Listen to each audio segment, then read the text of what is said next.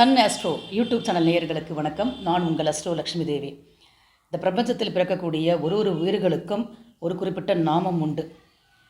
அது மட்டும் இல்லாமல் இந்த தேதியில், இந்த நேரத்தில், இந்த இடத்துல தான் ஜனிக்கணும் அப்படின்றதும் நம்ம முன்னாடியே வாங்கின்னு வந்த வரம். ஸோ அவருடைய நாம எழுத்துக்களை கொண்டும், அந்த ஜாதகர் பிறந்த தேதியை கொண்டும், அந்த ஜாதகருடைய வாழ்க்கை முறைகள் எப்படி இருக்கும் அப்படின்றத நம்ம சுலபமாக சொல்லிடலாம். அது நம்ம வாங்கின்னு வந்த வரம். இப்போது இந்த தேதிகளுக்கும் அவனுடைய நாம எழுத்துகளுக்கும் ஒரு தொடர்பு இருக்கும் அப்படின்றது மாதிரி அவனுடைய ஜாதகத்தில் இருக்கக்கூடிய கிரகங்களுக்கும் நிச்சயமாக ஒரு நெருங்கிய தொடர்பு இருக்கும். எப்படின்னு பார்த்தீங்கன்னா, உதாரணத்துக்கு சொல்கிறேன் பாருங்கள். இப்போ ஏ அப்படின்ற ஒரு எழுத்து பார்த்திங்கன்னா சூரியனுடைய ஆதிக்கம் கொண்ட ஒரு எழுத்து. ஏன்னா அதில் ஸ்டார்டிங் அந்த பேர் அரவிந்த், புரியுதுங்களா? அது மாதிரி ஆகாஷ், அந்த மாதிரி பேர்கள்லாம் வருது இல்லைங்களா? அப்போது அதோடைய ஆரம்ப எழுத்து பார்த்திங்கன்னா ஏ. அதே மாதிரி ஒருத்தருடைய பிறந்த தேதி பார்க்கும்பொழுது 1, 10, புரியுதுங்களா? இந்த மாதிரி தேதியில் பிறக்கக்கூடிய நபர்களாக இருக்கணும். அப்படி இருந்தாங்க அப்படின்னா அவங்களுடைய ஜாதகத்தை நம்ம அனலைஸ் பண்ணி பார்க்கும்பொழுது அவங்களுடைய சுய ஜாதகத்திலேயும் இந்த 2 விஷயங்களுக்கு தொடர்புடைய அந்த சூரியன் அப்படின்ற காரக கிரகம் வலுவாக தொடர்பு கொண்டு இருக்கும். இது எப்படின்றத நம்ம பார்க்கலாம். இன்றைக்கி நம்ம பார்க்குறது பார்த்திங்கன்னா சூரியனுடைய ஆதிக்கம் யார்கிட்டலாம் ரொம்ப அதிகமாக இருக்கும். அப்போ அவங்களுக்கு எந்த மாதிரியான பிரச்சனைகள் அவங்க ஃபேஸ் பண்ணுறாங்க, எந்த மாதிரியான லைஃப் ஸ்டைலில் அவங்க வாழறாங்க, டூஸ் எது, டோன்ட்ஸ் எது, அவங்க செய்யக்கூடிய விஷயங்கள், செய்யக்கூடாத விஷயங்கள்லாம் எவை அப்படின்றத பற்றிலாம் நம்ம டீட்டெயில்டாக பார்க்கலாம். அது மட்டும் இல்லாமல் இங்கே வாழ்க்கையில் மேலும் வெற்றி பெறத்துக்கு என்னெல்லாம் பண்ணலாம் அப்படின்றதையும் நம்ம அனலைஸ் பண்ணலாம். இப்போது நம்ம பார்க்கக்கூடியது எதுன்னு பார்த்திங்கன்னா சூரியனுடைய ஆதிக்கம் கொண்ட நபர்கள் யார் அப்படின்றத பார்க்கலாம். ஒருத்தருடைய பெயருடைய ஆரம்ப எழுத்துக்கள் ஏ, ஐ, ஜே, QY இதில் ஸ்டார்டிங் லெட்டராக இருக்கணும். ஏன்னா அதில் ஆரம்பிக்கக்கூடிய எழுத்துக்கள், ஜேயில் ஆரம்பிக்கக்கூடிய எழுத்துக்கள், அது மாதிரி Qவில் ஆரம்பிக்கக்கூடிய எழுத்துக்கள், ஐயில் ஆரம்பிக்கக்கூடிய எழுத்துக்கள், ஒயில் ஆரம்பிக்கக்கூடிய எழுத்துக்கள், இதை அவங்களுடைய பெயருடைய ஸ்டார்டிங் லெட்டராக இருக்கணும். அப்படி இல்லைன்னா அவங்களுடைய பிறந்த தேதி 1, 10, 19 இந்த தேதிகளில் அவங்க பிறந்திருக்கணும். இந்த மாதிரி அவங்க இருந்தாங்க அப்படின்னு நான் சொன்னால், நான் சொல்கிற சில விஷயங்கள் அவங்க ஜாதகத்தில் கண்டிப்பாக இருக்கும். நம்பர் 1, அவங்க லக்னத்தில் சூரியன் இருக்கும். அப்படி இல்லைனா லக்னத்தை சூரியன் பார்க்கும். அடுத்து பார்த்திங்கன்னா லக்னாதிபதியோட சூரியன் இருக்கும், இல்லை லக்னாதிபதியை சூரியன் பார்க்கும். அது மட்டும் இல்லாமல் இவங்களுடைய பிறந்த நட்சத்திரம் கிருத்திகை, உத்திரம், உத்திராடமாக இருக்க வாய்ப்புகள் உண்டு. அப்படி இல்லைன்னா இவங்களுடைய நட்சத்திரம் அல்லது ராசி அல்லது லக்ன புள்ளி இதோடு தொடர்புடையதாக எது இருக்குன்னு பார்த்திங்கன்னா அஸ்வினி, அனுஷம், ஆயில்யம், புரட்டாதி. அதாவது அஸ்வினியும் இல்லை அனுஷமோ இல்லை ஆயில்யத்திலேயோ அல்லது புரட்டாதிலேயோ இவங்களுடைய லக்ன புள்ளி இருக்கலாம், இல்லை லக்னாதிபதி இருக்கலாம்.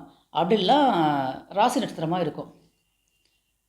அது மட்டும் இல்லாமல் இவங்க பிறந்த கரணங்கள் பவகரணமாக இருக்கலாம், இல்லை வடிசை காரணமாக இருக்கலாம். இதெல்லாம் ஒரு கண்டிப்பாக இவங்களுடைய ஜாதகத்தில் டீஃபால்ட்டாக இருக்கும். நீங்கள் செக் பண்ணி பார்த்துட்டு எனக்கு சொல்லுங்கள். அப்போ இவங்களுக்கு பார்த்திங்கன்னா சூரியனுடைய ஆதிக்கம் மிகவும் அதிகமாக இருக்கிறது என்று அர்த்தம்.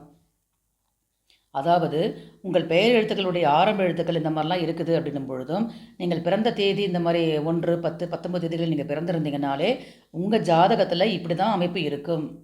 சூரியனுடைய தொடர்பு ரொம்ப வலிமையாக உங்கள் ராசி நட்சத்திரத்தை கூடவோ லக்னாதிபதி கூடவோ லக்னத்து கூடவோ தொடர்பில் இருக்கும். புரியுதுங்களா? அப்போது உங்களுக்கு பார்த்திங்கன்னா சூரியனுடைய ஆதிக்கம் மேலோங்கி இருக்கும். சூரியன் அப்படின்னாலே ஒரு பவர். நம்பர் 1, நீங்கள் பார்த்திங்கன்னா நிறைய அரசாங்க வேலைகளில் இருக்கக்கூடிய நபராக இருப்பீர்கள். அரசு தொடர்புடைய ஒரு கான்ட்ராக்ட் எடுத்து நடத்துறது, இல்லை அரசோட ஏதோ ஒரு வகையில் தொடர்பு இருக்கும். அது மட்டும் இல்லாமல் உங்கள் வீட்லேயோ இல்லை உங்களை ரொம்ப க்ளோஸ் சர்க்கிள் இருப்பாங்க இல்லையா, ரிலேஷன் சர்க்கிள், பிளட் பாண்டட், அவங்கக்கிட்டலாம் பார்த்திங்கன்னா ஒரு அரசு துறையிலேயோ அரசாங்கத்தில் வேறு பதவியில் இருக்கக்கூடிய அமைப்பிலேயோ இருப்பார்கள். அடுத்தது பெரும்பாலானவர்கள் பார்த்திங்கன்னா தந்தையுடைய தொழிலை எடுத்து நடத்தக்கூடியவங்களாக இருப்பாங்க. மருத்துவத்துறையில் இருப்பாங்க, புரியுதுங்களா? மருத்துவம் சார்ந்த துறைகள், ஃபார்மசி மாதிரி வச்சு நடத்துறது, டாக்டராக இருக்கிறது, அந்த மாதிரியான துறைகளில் நிறைய பேர் இருப்பாங்க. அது மருத்துவம்னா நீங்கள் எந்த மருத்துவம்னாலையும் எடுத்துக்கலாம். அடுத்தது பார்த்திங்கன்னா இவங்க பணி செய்யக்கூடிய இடத்துல நிர்வாகத்துக்கும் இவங்களுக்கும் ஒரு இணக்கமற்ற சூழ்நிலையில் ஒரு கட்டத்தில் இவங்க ஃபேஸ் பண்ணியிருப்பாங்க. அதாவது ஹையர் அஃபிஷியல்ஸ் கூட இவங்களுக்கு ஒரு மிஸ் அண்டர்ஸ்டாண்டிங் ஏற்பட்டு ஒரு பிரச்சனைகள் ஏற்பட்டிருக்கும். அது மட்டும் இல்லாமல் கண்கள் கொஞ்சம் அதிகமாக பாதிக்கப்படக்கூடிய தன்மை இவங்களுக்கு உண்டு. இல்லைனா முதுகுத்தண்டு சார்ந்த பிரச்சனைகள் இருக்கிறது, எலும்பு வந்து ரொம்ப வீக்காக இருக்கிறது, இந்த மாதிரியான ப்ராப்ளம்ஸும் ஹெல்த் இஷ்யூஸும் இவங்களுக்கு இருக்கும். சூரியன் பவராக இருக்குது அப்படின்றனால ஒன்று அப்பா வந்து நல்லா இவங்கள டாமினேட் பண்ணக்கூடிய நபராக இருப்பார், இல்லை அப்பா வந்து இவங்களுடைய வாழ்க்கைக்கு இவங்க அடுத்த கட்டத்துக்கு உயரத்திற்கு உதவக்கூடிய ஒரு நபராக இருந்திருப்பார்கள். இது வந்து பொதுவான ஒரு விஷயங்கள். இவங்க எப்படி இருப்பாங்க அப்படின்னு பார்த்தீங்கன்னா, ரொம்ப கான்ஃபிடென்ட் அதிகமாக இருக்கும். நல்ல ஆட்டிடியூட்னு சொல்லுவாங்க இல்லையா, அதை நல்லா இவங்க வெளிப்படுத்துவாங்க.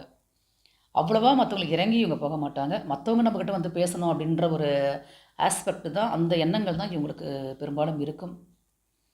நல்ல ஒரு தன்னம்பிக்கை கொண்ட நபர் அப்படின்றதுனால சில நேரங்களில் ஓவர் கான்ஃபிடென்ட்டாலும் நடந்துப்பாங்க. அதனால் சில வீழ்ச்சிகளையும் இவங்க சந்திக்கிறாங்க. ஸோ இவங்க இருக்கக்கூடிய இடத்துல இவங்க நல்லா பிரகாசமாக தான் இருக்கிறாங்க. ஒரு உதவினா கண்டிப்பாக இவங்க வந்து ஓடி சென்று உதவுபவர்கள் தான். அதில் வந்து எந்த விதமான மாற்று கருத்தும் கிடையாது. ஏன்னா சூரியன் இல்லையா, இவங்க வந்து யார்கிட்டையும் போய் உதவின்னு போய் நிற்க மாட்டாங்க. ஆனால் மற்றவங்களுக்கு இவங்க வழியே சென்று உதவக்கூடிய நபர்களாக இருப்பார்கள். ஸோ இவங்களுக்கு வரக்கூடிய ஹெல்த் இஷ்யூஸ்லாம் நம்ம என்னென்னு பார்த்துட்டோம். அதாவது கண் சம்மந்தப்பட்டது, முதுகுத்தண்டு சம்மந்தப்பட்டது, எலும்பு சம்மந்தப்பட்டது. இதில் வந்து இவங்களுக்கு நிச்சயமாக இதில் ப்ராப்ளம் வரும். அதனால் வந்து இவங்க என்ன பண்ணணும் அப்படின்னு பார்த்தீங்கன்னா, ஆரம்ப கட்டத்திலே வந்து இந்த மாதிரியான இஷ்யூஸ்லாம் வராமல் இருக்கிறதுக்கு என்னெல்லாம் பண்ணணுமோ, அதை வந்து கண்டிப்பாக இவங்களுடைய வாழ்க்கை முறையிலையும், உணவு முறையிலும் கடைப்பிடித்து வருதல் வேண்டும்.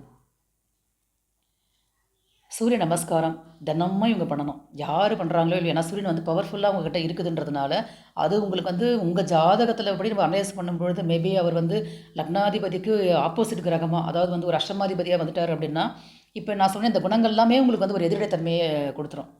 கான்ஃபிடென்ட்னா வேறு, ஓவர் கான்ஃபிடென்ட்னா வேறு.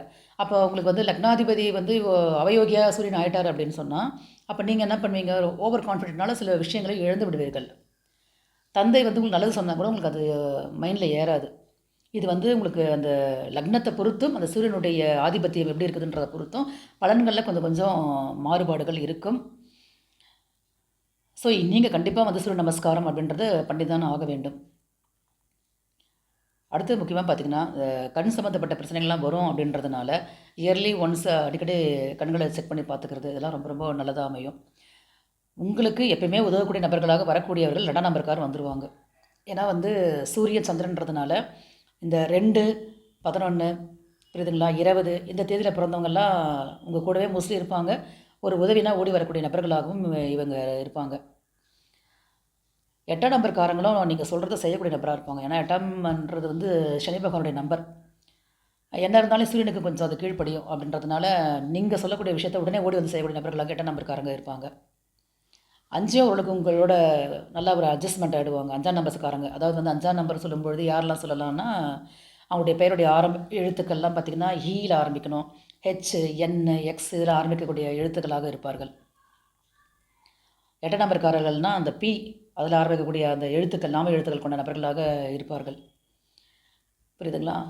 யார் உங்களுக்கு கொஞ்சம் எதிரடையாக செயல்படுவாங்க அப்படின்னு பார்த்தீங்கன்னா, இந்த ராகு கொஞ்சம் வந்து உங்களுக்கு ராகுன்றது 4ஆம் நம்பர். புரியுதுங்களா? அது வந்து உங்களுக்கு அவ்வளோ செட் ஆகாது.